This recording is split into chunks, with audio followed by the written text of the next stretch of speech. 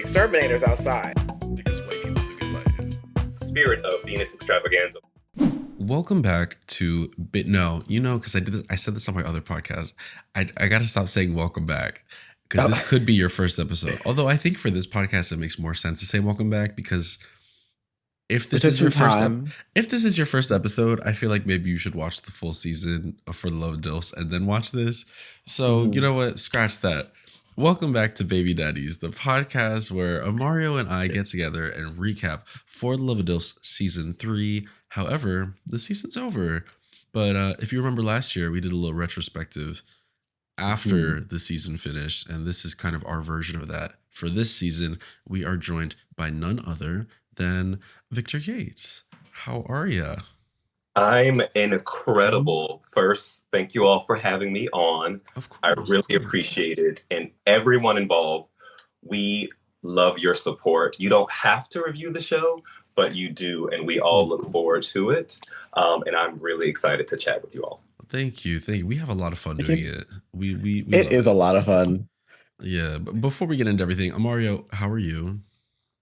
I'm good. I'll say I'm better. Not good. I was sick like all last week, had the suds, could barely speak. Band concert last night went great, sounded amazing, and now I'm here.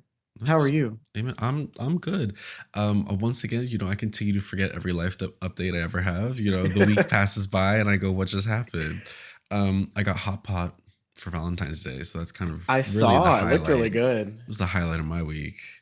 Yeah. And Victor, how are you? I'm incredible. Life has been beautiful post show, of course, taping. But a lot of incredible things have happened, and so I'm truly blessed. Nice. My first question actually is, how have you been? Watching everything back now that the season is fully out and done.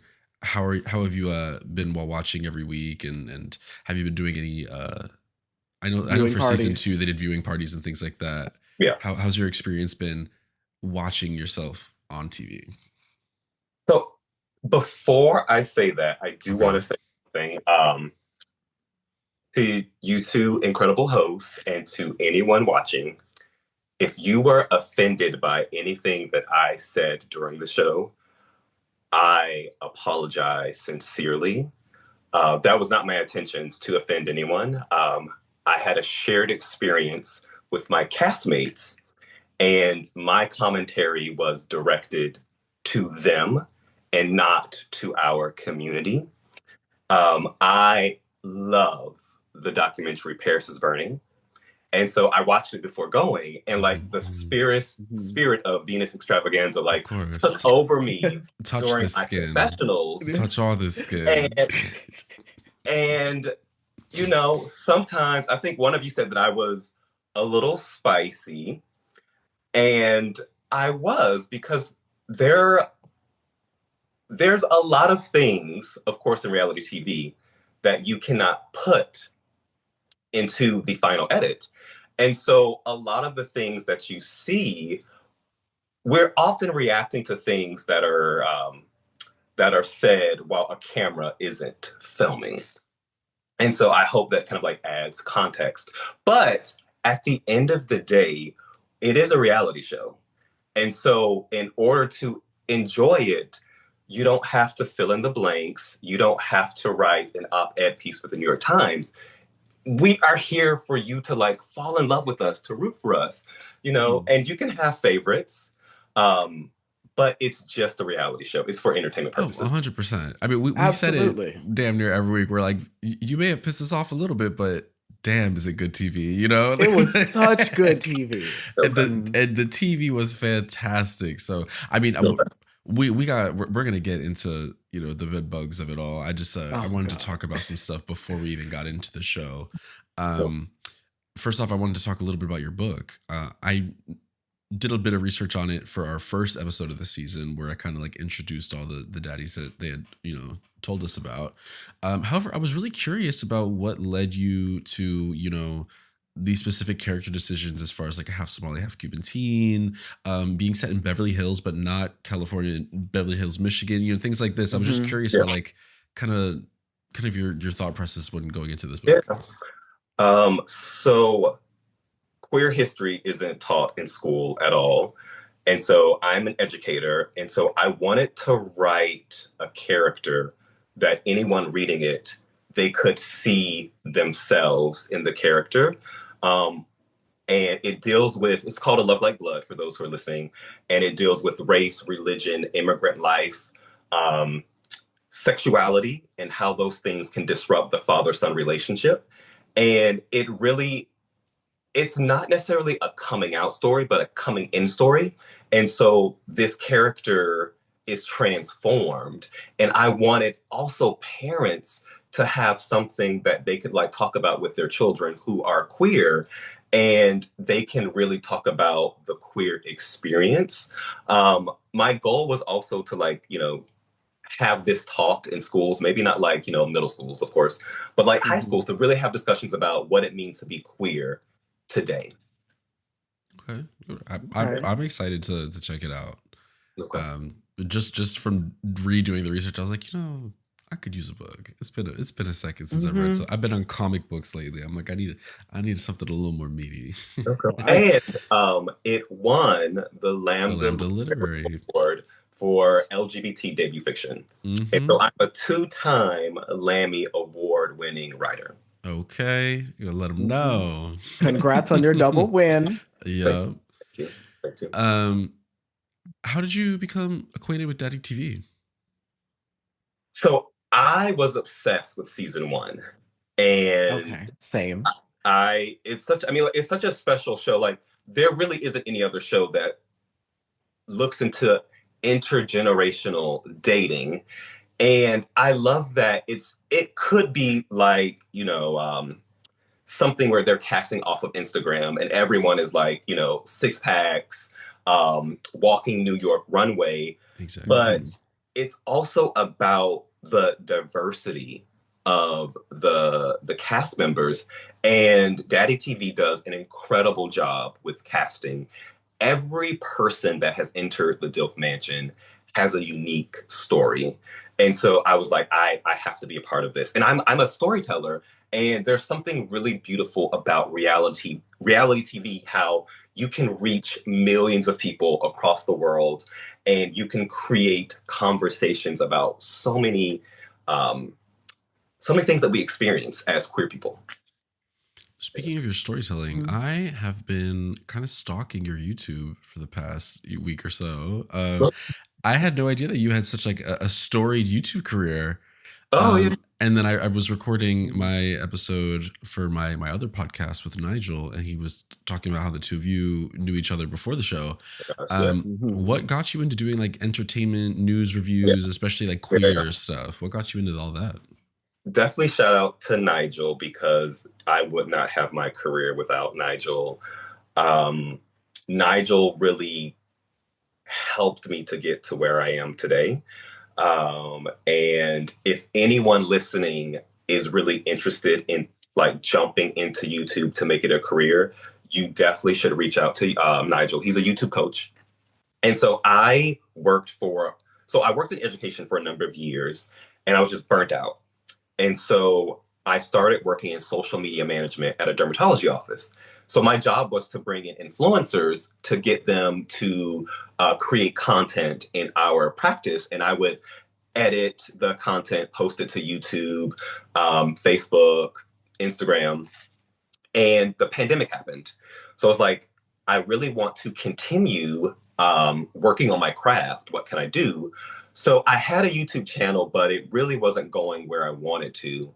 So I decided to start posting LGBT entertainment news commentary because I really didn't see a lot of it. And my goal was to highlight specifically people of color within the queer community. And so within every like video that I do, I have to highlight a queer person of color. And so I think when Nigel and I first like contacted each other, it was like April of 2020, and I maybe had like 5,000 subscribers. We would have like strategy sessions about what we can do to take our platforms to the next level. Now I have like 94,000 subscribers.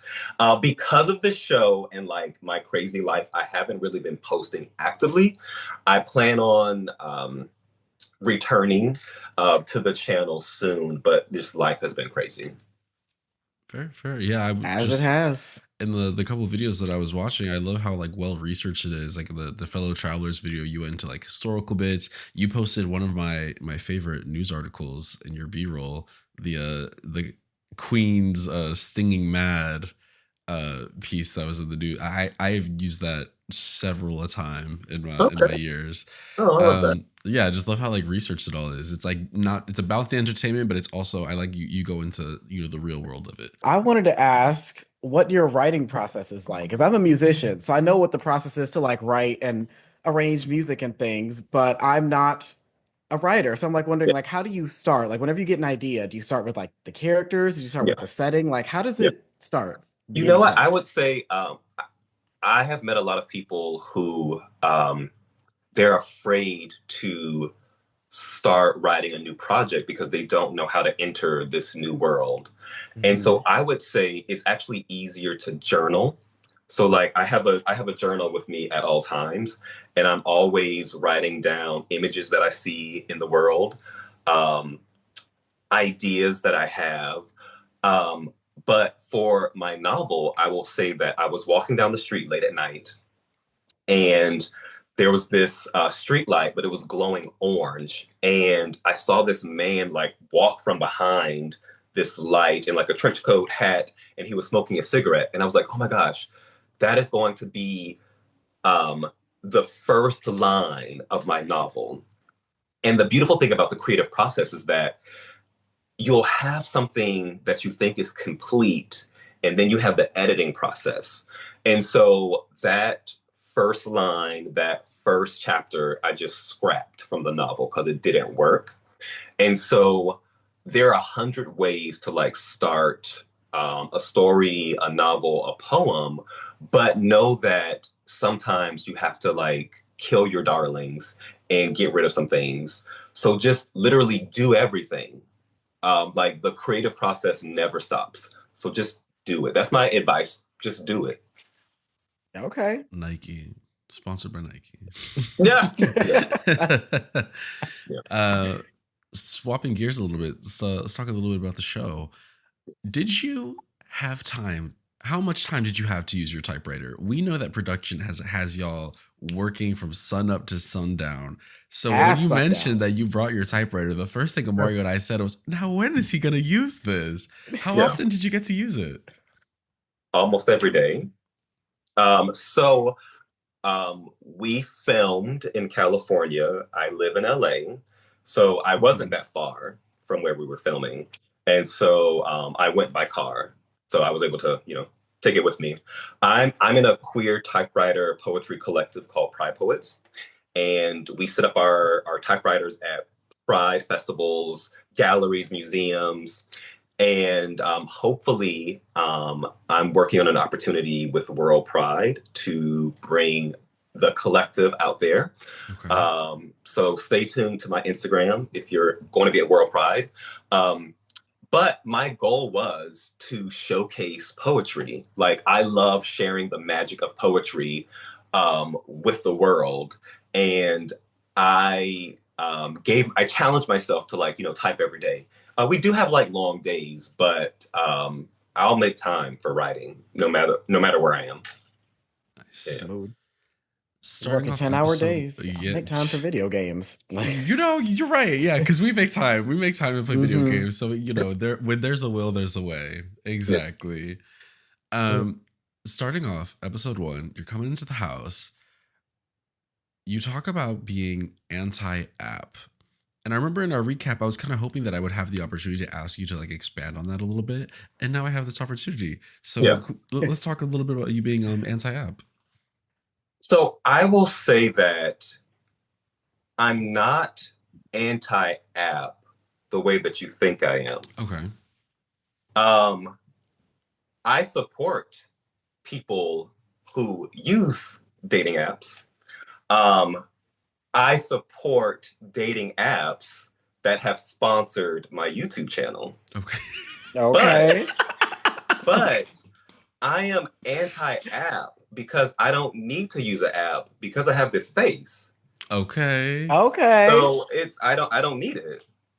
Gosh. I wish they would have put that in the show. I would have laughed my ass off Yeah, at I would have that. loved that. Like, That's the line right there. Who needs apps? Who needs them? Yeah, because I remember Mario and I were like, we found tons of friends on the apps. You know, like even aside from dating, we'd be like, we found tons of people No, there. You like know? I mean, apps like apps. So I live near West Hollywood, and apps have been a blessing, but also a curse because of apps. Like we lose a lot of our queer bars, Mm-hmm.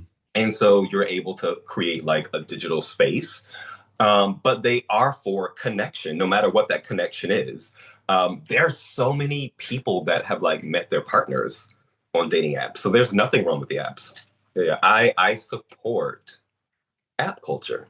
All right, all right. But I do agree. I do think part of the apps does kind of take away from our like in person queer it does. bars and experiences. Because now instead of being like I have to go to the bar to try and you find someone, you just flip open, boom, find someone in a couple Hmm. minutes.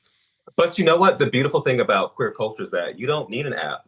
You can go to a truck stop, you Oh can go yes. to a bathroom, Oh and those are yes. all great places to meet people. See, this is a class on branding right here. Exactly, exactly. That's the masterclass we're really getting.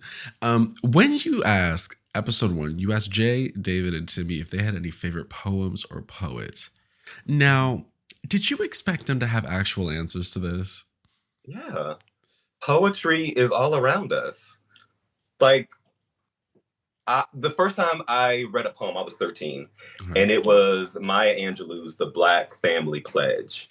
And that made me want to be a poet. And so, you know, I, for me as a poet, I think that everyone loves poetry. And that's why I brought my typewriter. So if people did not have a favorite poet, I hope that I could have been their favorite poet. Do your chance to get in there. Okay. Because we were racking our heads. I was trying to think of my favorite poem, my favorite poet. And I remember I wrote this really lengthy story trying to talk about my favorite poem, and I could not remember the name of it for the life of me. So I was just like, yeah, like how? I really I don't even can't. think I had one if I remember. I think I was like, I know a book, but not a poem. So, Okay. When in Well, doubt, I, just say I have Robert written Frost. I have written plenty of poems for the himbos and daddies. So you can choose. They're on my Instagram, so you can choose which one you like. they are all That right Oh, there on the and left-hand side. yes, they are. And at some point during our conversation, I would love to read a poem that I wrote for you all. I would love to hear that. Yeah, Okay. I actually really I was wondering, were there more poems that you wrote there that we did not see on camera? Oh yeah, that's why I post them on my Instagram. Oh, And so I those actually were I all have written. more. I Oh, have I Okay, have more. I wrote a poem for everybody. Um, gotcha. but I I was still have. wondering if you wrote those in the house or if you had written those after, like while the series was Yeah. airing. No, I'm so I still have like four more Oh, to post. So yeah. nice, nice, nice. okay. One Great, for yeah. Topher, Artie, camera crew. Like, I Hofer and Artie are like so special and wonderful individuals. So they're amazing. yeah. Yeah, yeah. So yeah. So I would send them their poems like in their DM. Yeah. Mario, what you got? I was going to ask if you're working on anything new at the moment, like a new novel. I am. So unfortunately, life has a way of working against artists and creative people. And I so we tell have to you. work. We have to work, unfortunately. Um, but I am. I have been working on a follow-up novel for a very long time. But I my rent is expensive. So I'm working on a novel, two poetry chapbooks, and a screenplay. So I'm juggling all of them Ooh, at the same time. Nice, fantastic. a busy woman. Yeah. What else you got, Mario? This other one. I thought you met famous celebrities like T.S. Madison, Nigel Battle. You were on Oprah. You met Angeria and a lot of the other cast members. who's next? Who would you like to meet, I should say? Oh, y'all are stalking me. Of I Oh course, was we have definitely we stalking this have morning. to. my We God. have to. Um, I don't know who's next, but I do want to shout out Angeria. Angeria is such a beautiful human being. And for everyone listening, there's an award show called The Queerties, and she is up for drag royalty. So please vote for her.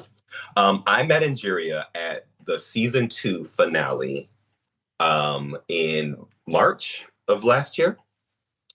And I happened to run into Angeria at a Wow Presents party like last month. And I was going through this weird moment, but after our conversation, she made me whole. And she, Imario can say the same after a lot of conversations. People oh, make him yeah. whole too. Mhm. she, she was quoting lines Uh-huh. from episode 5, and I was dying. So she's a very special person. But if I could like pick a celebrity that I wanted to meet, I've met RuPaul a few times, but I would love to like have dinner with RuPaul. Mm-hmm. Tic Yeah. Tac dinner or like real food? Well, Ru doesn't eat, so it would have to be a Tic Tac. A little tic tac dinner, the lunch I don't know if dinner. I don't know if you know, but like Ru has like a special, well, a weird relationship with food. Ru doesn't eat. Yeah. I knew this from like watching Bob and Monet's show. They talk about how like Rue has a thing where you can't like people can't eat in front of him. You know, like Yeah. it's very Mhm. odd. But let's talk about the kisses plural that have rocked the mansion. Let's do a little rundown. So we're all in the daddy's den. Nick has his shoes on the pillow. Yeah. She's on the pillow. Yes, He did. yes, I didn't know yes. until he brought it This up. is the scene. Oh my god! So Timmy is sitting in the other bed. Steph is currently in the bed with David. Nicholas has his feet with his shoes on the pillow, and you're sitting there. What's running through your mind when you see the swap happen of the two beds, the kissing, all this go down? This is the moment that I know you two are waiting for. Of course. Of course. So, everyone at home, this is where you should dim the lights, close the curtains, Fire up the smoke machine. grab your favorite lubricant Oh. because we're going deep, actually double deep, Double deep. because it's going to be juicy. Now clap. So, I'm trying to remember. So, this is Steph has entered the mansion Mm-hmm. and they have their date. So, I want to actually go back a little bit. So, episode 1, we have our original pairings. I'm paired with Timmy. I forget who David is paired with, but David saw a future with Timmy. I'm okay with that. Timmy and I both work in social media. And so I was excited to get to know Timmy because I wanted to know like best practices, like what can I do to like help clients gain more of a following. And so I was like, okay, we could just be friends. And Timmy is such an incredible person. So, you know, we just became very close. And so when Steph entered, David and I were close, but there was kind of like this shift. Like something was happening. So I don't remember what I was thinking when that was happening, but what I saw was Timmy's heart was breaking. And so I was like, oh my gosh, like, you know, my friend, they're not okay with what they're seeing. And so it's not really communicated on screen. I didn't have an issue with anyone kissing anyone off camera. My issue was that you did it in front of all of us. Like you could have separated yourself and went out of the room. Oh That way yeah. Timmy didn't have to see it. Hmm. And so that was the issue. Yeah, because that was our issue with it. We talked to It was him in literally our like episode 3 feet about that. away from Yeah, Timmy. it Like, was a proximity thing, 100%. Yeah. So that happens, and then you're talking with Danny. What made the two of you want to come like and bring this up to Steph and David? It didn't happen that way. It was, if I remember correctly, it was Steph Did Steph bring that it up? what? I'm like, did Steph? I'm trying to remember how it went. It's No, been a no, minute no. since What season what or since happened? episode Like, 3.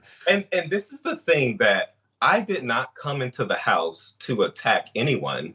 Um, every time I had spicy commentary, it was because someone was directing spice my way.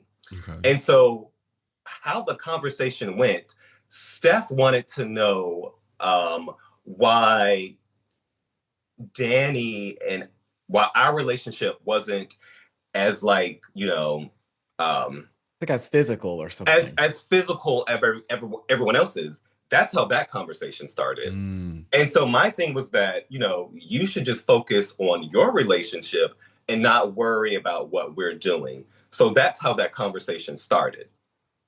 gotcha. Yeah. Gotcha. Um, for me, moving into kind of the bed bugs of it all, it's Well, that's a different episode. a different episode, but we're moving forward. Just Okay. in general, kind of this. I see like. Well, at least while watching, I see how you talk to Danny. You're talking about open relationships and fisting and their go career and things Fisting. like that. And you're talking about community and writing and poetry and everything that you love about the queer community and stuff. And then we kind of get into these kind of moments, right? And there's a bit of a disconnect for me, right? Like where the bed bugs come out, and I'm like, well, I'm hearing all these things and I'm seeing all these things, and then I'm a little bit confused when it comes to the bed bugs of it all, right? So What? I will say, Mhm. not to cut you off, No, but yeah. if you go back and listen, I never said that anyone in the house had bed bugs. What I said was, if you happen to get into the bed of someone and 10 minutes prior, they had someone else in the bed, that's how you get bed bugs. At no point did I say anyone in the house had bed bugs. Okay. So this was poolside. So of course, during the confessional, Venus came out of me and she added a little extra to it. Gotcha. So that was different. But I do want to make commentary about what you all said when I was poolside, Of because there was a course. lot. Oh, yes. I said that girls were fake, and you all rolled your eyes like you were there, and you said that girls can't be fake in the house, Okay. which is hilarious. And you said that people were Wait, we said people can't be fake in the house? yes, you I did. I And think you that was said me when I was like, Okay, people because are real on reality I would have TV. never said that. yes, you did. Yes, you did. I would. That's an Imario. That's an Rewind the Imario tape. one. That was Production, rewind the tape. And you all said that people were trying to get away from me because they were uncomfortable with what I was saying, which not accurate. It was okay. So this is episode 5. 5, yeah. Episode 4. I just want to break this down for you all. Let's do it. Episode 4, we have 2 eliminations. Fox is eliminated in the morning. I was so close to Fox. We slept right next to each other. I broke down crying when Fox left because it hurt. And then we had the row challenge, and we learned what the winners would receive. And so it was like a chronicle of a death foretold, that I was like, if I don't win this, Danny is going home. And so one of the crew members was basically demonstrating what we needed to do. So I memorized it. I've never I never did rowing. So I was like, okay, I got to do this. I got to do this. I got to do this. And like when I thought I was like in the lead, but when I got to the other side, it was like something was like holding that watercraft down. I was like, somebody in production is down there because it's like stuck on something. It's stuck on something. So I was able to like turn back around and go back. And within all of my body, I just knew that Danny was going home. So actually, after we were finished filming, I went upstairs and I cried in the bathroom. And I couldn't even eat lunch at all. And so we were getting ready. I think production was like late. So I think we had dinner and then we were going to film the elimination scene. And so I wanted to write Danny a poem, like, if this is the last time we see each other, I want to write a poem. And I typed up the poem and I started crying on the poem. So I have to like retype it. And my typewriter, the ribbon got stuck. So I had to like actually write it out. And so I then had to like just like I had a complete breakdown in the bathroom. So David came up to me, and he said, "You have nothing to worry about. I'm not going to eliminate Danny." And then he asked me to iron his shirt that I'm he was wearing. screaming. He I'm asked me screaming. he asked me to iron his shirt for the elimination scene.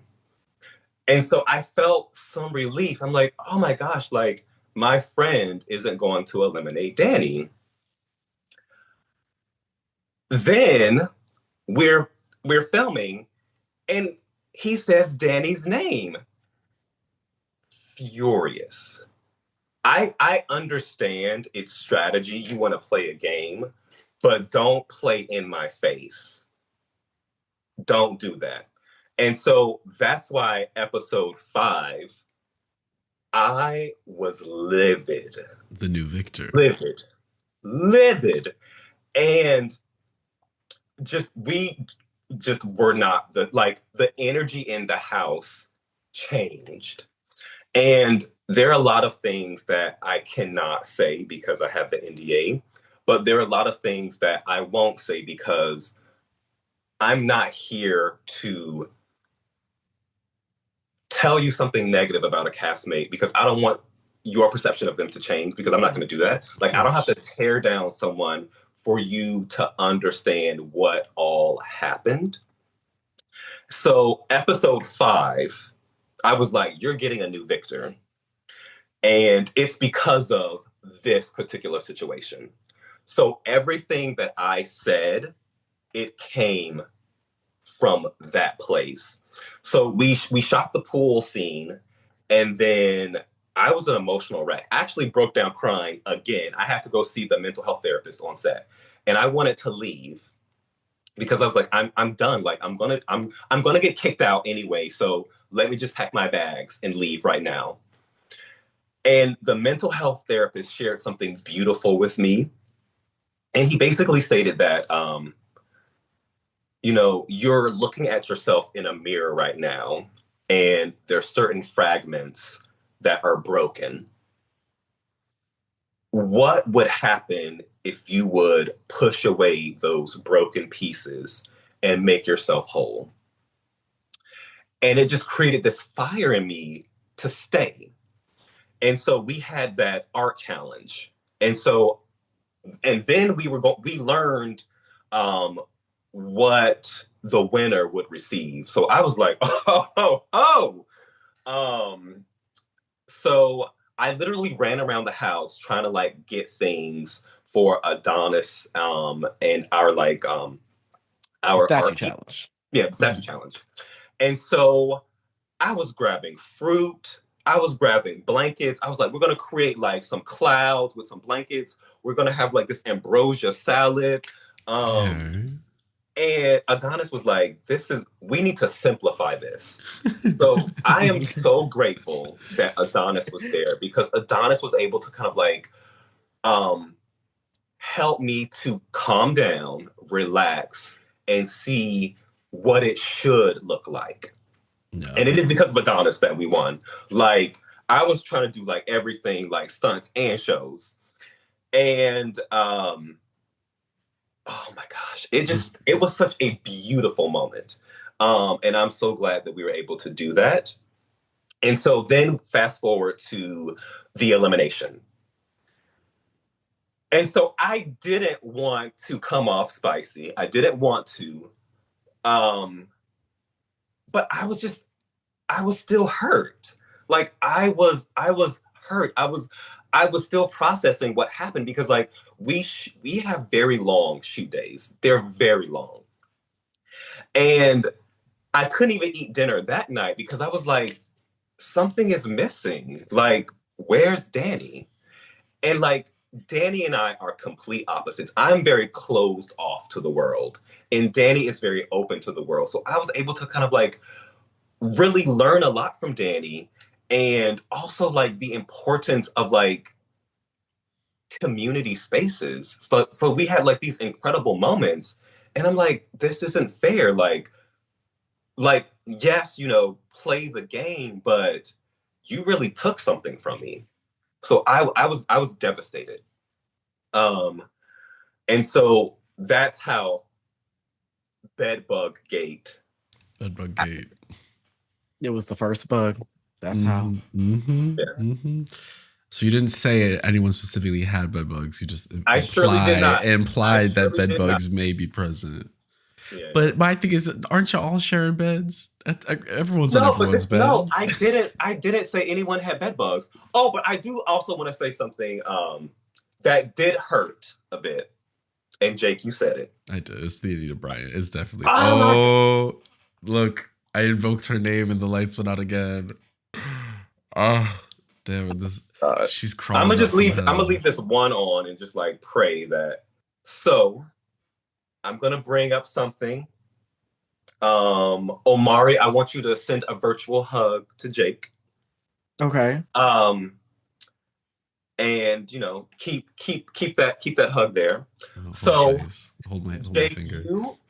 you stated that bed bugs equaled STDs. That's the immediate connection that I made, at least. Well, yeah, but you also compared it to the HIV epidemic and how gay men were shamed.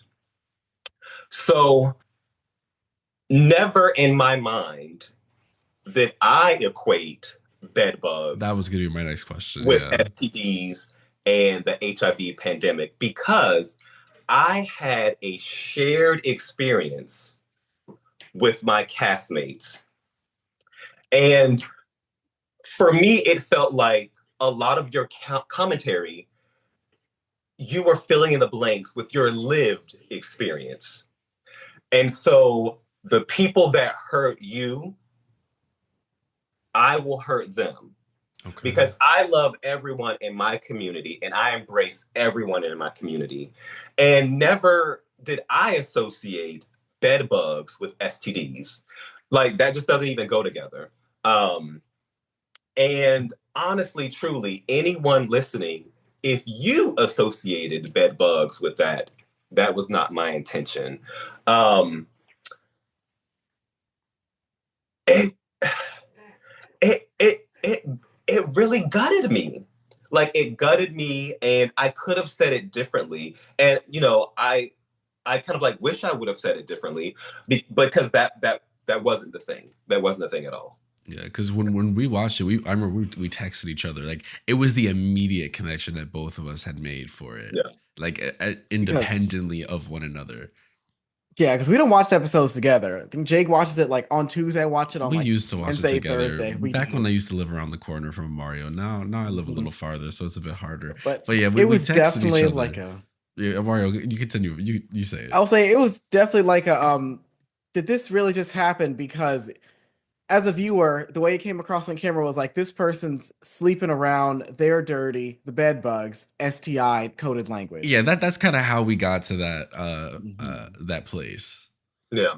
But it wasn't that. And like I also wished that while David and Steph were in the house, that we could have had a conversation about slut shaming. That never came up. And I think like it would have been so powerful to have that conversation on camera 100%. because our story ended and it it allowed people to fill in the blanks. And I honestly wish that we could have that conversation right now. Let's talk about it.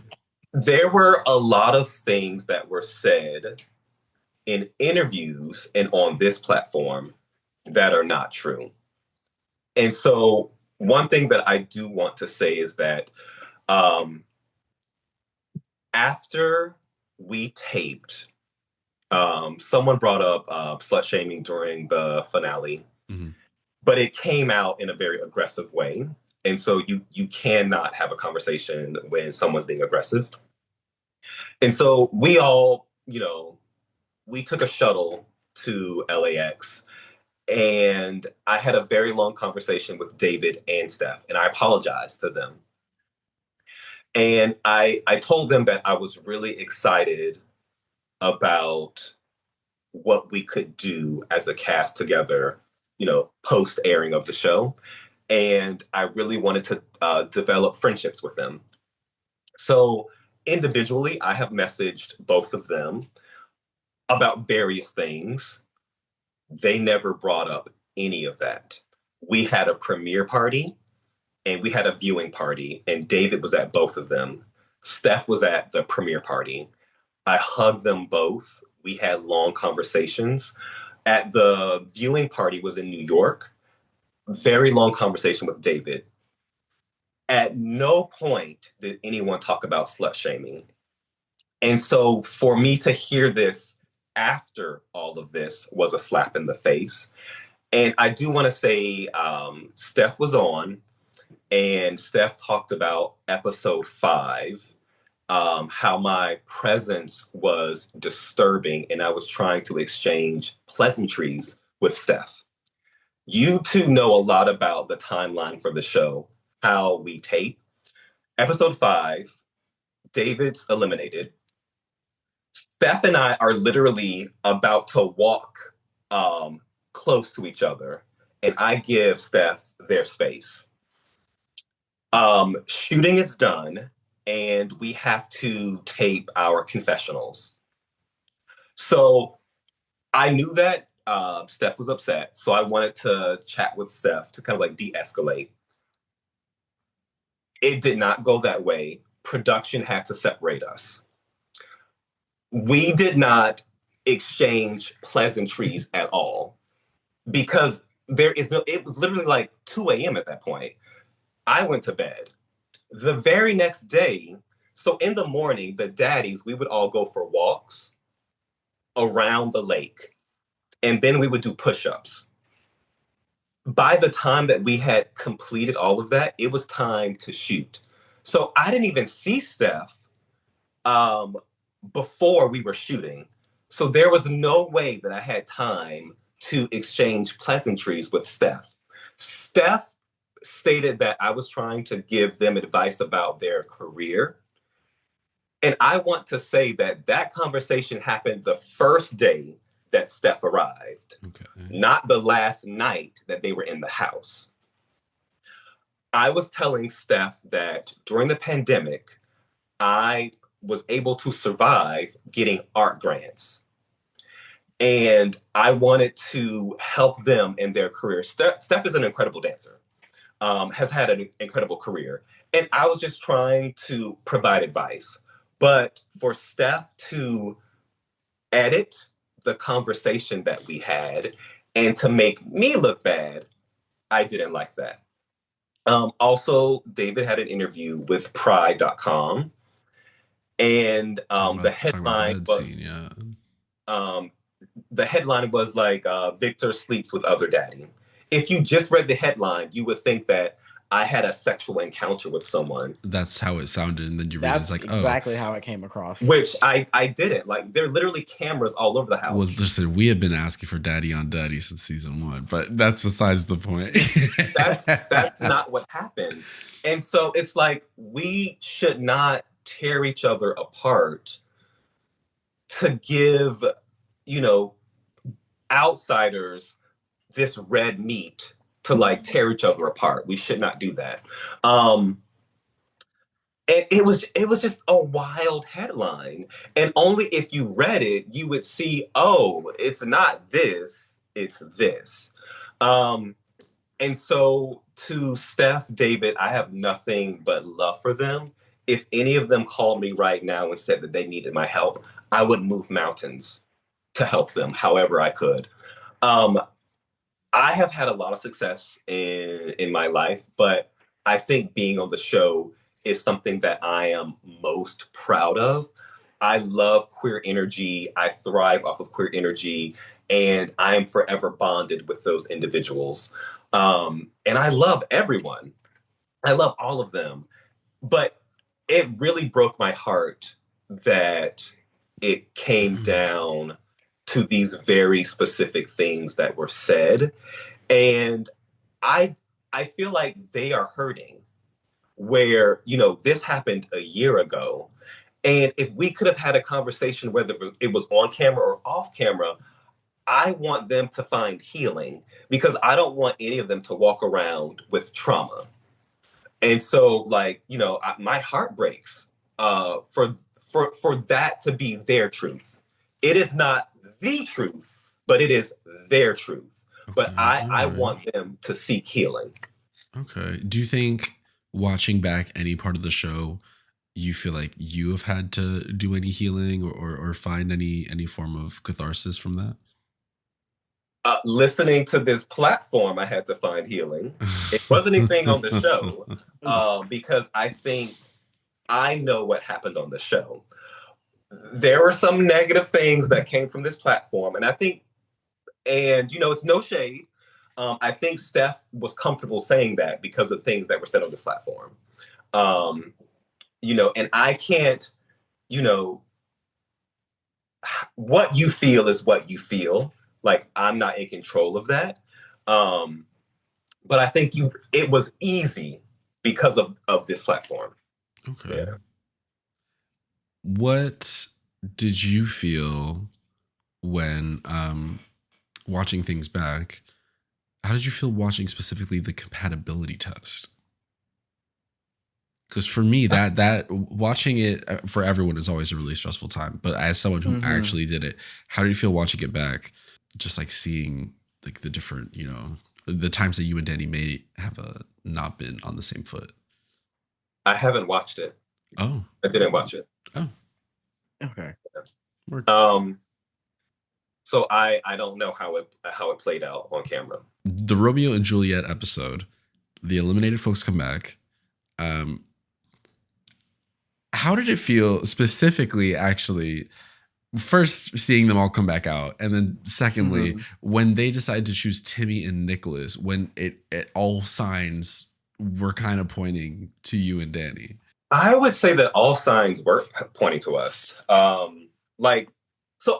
I actually want to go back and say that the reason why I haven't watched, that's episode 8. I was filming something, so I didn't have time to watch it. I will watch it. Okay, but, it wasn't like a dramatic reason. You're just like, I didn't get around to it. No, Okay. No. I'm over here thinking that it's like a traumatic point. I'm like, oh my god, no, he doesn't want to talk about it. No. I will watch. I just haven't watched it. Okay, gotcha. Okay. So I would say that, and I hope this does not come off shady at all. Okay, but we'll see. All of the drama that happened in the house is because of two people, and I'm not a part of that equation. All of the drama in the house comes from two people, and I'll let you figure who those two people are. Okay. And so they wanted to seek out revenge Justin on and Fox. someone. What? I said Justin and Fox, evidently. Yes. Oh my goodness. Shout out to Justin and Fox. They're just sweethearts. But no, there are two people that wanted revenge. And I think they wanted to exact it out on Timmy and Nicholas because of the issues that they had on camera and off camera. Okay. And I cannot say anything more about it. Okay. Yeah. Okay. However, when David said, "This is the easiest decision I've ever made in my life," that's what I was gonna say next. How did it feel to hear your own words? I did. Like that moment, like all of the like air was sucked out of my lungs, and I was like, "What?" That was a sign that we thought was pointing to you. That's exactly. That's what when I say all signs were pointing to you, I'm like that was. I think one of my favorite misdirects. I'm talking about everything else. All everything. right. Like that's just one, but there are about 20 other signs that you all missed. Okay, because for us, we saw that when we were like, oh, yeah. To hear your own words come out of his mouth, that was probably my favorite misdirect of the season because it was just to see the looks on everyone's face. It was great TV. That was fantastic. Episode 5. The confessionals were spicy, and because that's the new Victor episode for those of you at home. That's the new Victor episode, and I made the comment that I hope Steph likes chocolate. Yeah, I this was in my questions. I cut it out because for time, but yes. Yeah. So the comment about self-fetishization. Yes, I said that. Yes. It broke my heart, but my heart has been broken a million times. I write better because of a broken heart. But I want to say that it was a joke. So it's playful shade. My commentary is high camp. Okay. And it's a conversation about kind of like desirability politics, and about like the choices that were kind of like made, but it was so playful, and I think it was like kind of like a cute way to just wrap up so many different things into a single word, and that's all that was. Okay, because the way like it played off in the moment, like on the screen, we were like, oh my god, what is going on here? This is wild. I thought it was a crash out. Like I said it in such like a sarcastic way that I can't believe you thought that was serious. I think it's the way you said, I hope he likes Chirac. Like it was just so I like the emotions were already so high. We were like, what is going on here? This is wild to say. It's clearly so I can't so when we shoot our confessional, sometimes there are other people there. Like everyone that knew what was happening was dying laughing, and it's an inside joke, like because of everything that we see, and I wasn't trying to get with Steph. Like it was a joke. Like I thought that I was going out guns blazing, and I'm like I'm taking out everybody, and I'm like if I go home it's okay because I was satisfied because I felt that I had like a complete story arc. I went in as a gentleman poet. My heart is broken. And I was reading hoes left and right. And, unfortunately, I had to become a villain. But then with the beauty of reality TV, I was healed and made whole. The love bug era. Imario loves when the girls telegraph their own redemption arc, and that's what honestly, you did. I really do. That's what you did. Wait, so the following episode, is that when you fell in love with me? Well, Imario? I fell in love from day one. Oh. Well, that's all that matters. We're running to the end of the episode, so... Oh, wait, can I read? Oh my god, yes. You got a poem you wanted to read us. Yes. So this is called the substance of shade. Okay. Yeah. Respect the Okay. balance. Two podcasters sit with their mics held tight, gushing about the substance every Tuesday night. Okay. Demi as Sparkle, a cinematic dream.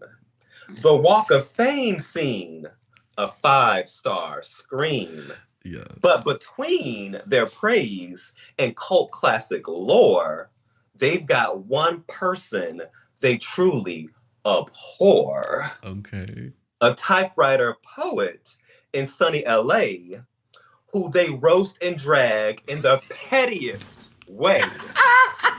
He thinks he's deep, but he's cliche. A walking thesaurus with nothing to say. Such a Sue in a world full of sparkle delight. Pretentious and tragic, just not getting it right. They laugh, their insults stack. They gleefully plot their next attack, reviewing for the love of DILFs with spite. Till one faithful day, they get that invite. The poet appears with a calm, knowing smirk, holding his typewriter ready to work.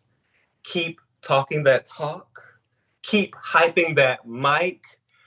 Best believe, baby daddies, we bout to fight. You ate that. The end. You ate that. This is so good.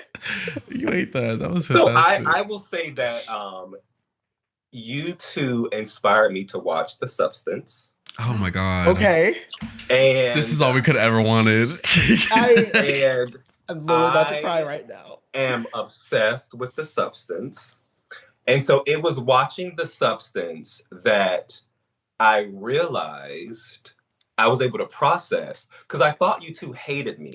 But then, I realized that you love me because you hated poems, but then you wrote a poem. And so I was like, you know what? That's all I needed. That's all I needed. And now, you know what? One of your questions was, what celebrity would I like to meet? Yes. Demi Moore. 100%. Demi Moore. Demi Moore. Mhm. Down. Yes. Down. And I hope to get to wear her jacket. That yellow jacket. Oh my God, that yellow with the gloves too. You gotta have it all. Yes. Wow, Yes. that was fantastic. Yeah, I really was hoping that you didn't think that we hated you. We do speak in hyperbole quite often at length, but I do feel for every time that we dragged you, you know, we gave you the Dumbledore golf. You were awarded the most Dumbledore golf claps of the season. Okay. So you know, Every time you came out and gave a read, I was like I said, it's like she pissing me off, but damn, you was such a good TV. Like exactly. Okay. Yeah, so I do think we may have came off a little hot and heavy, but yeah, we didn't hate you, and we didn't. My biggest fear was having you on. I didn't want you to think that we were having you on for some like Barbara Walters gotcha moment. You know what I mean? Oh no, never. Yeah. And whatever you did to my light, undo it. Undo it. I watch the second we get off the Zoom call, the lights gonna go. They're all gonna. They're all gonna back to go perfect. on. Like, Yeah. This, Yeah. you know, my psychic abilities are coming in.